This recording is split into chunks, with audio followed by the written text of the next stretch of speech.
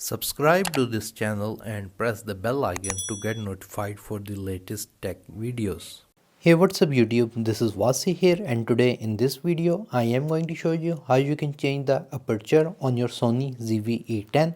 So let's begin the video. With this camera, you can change the aperture if you are in photo mode or in movie mode. Currently, you can see we are in the S and Q mode. So we're going to move it to photo mode just by clicking on the S and Q button on the top of the camera. So now when you are in photo mode, you can see that by default you cannot change the aperture because it is in auto mode.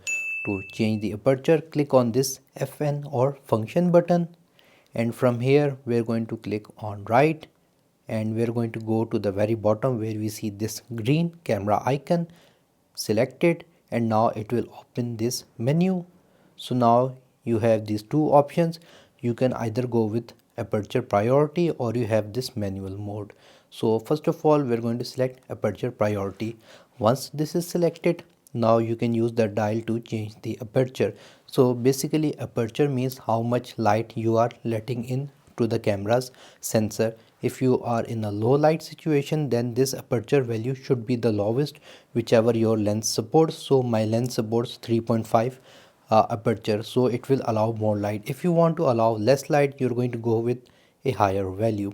So yeah, also if you have a lower f-stop or 3.5 and even lower aperture value, you're going to see much better bokeh or blur effect. Now you see that when I change the aperture, the shutter will change automatically. If you want to change the shutter speed manually as well, click on the function button, again select it, and now we're going to go to the manual exposure.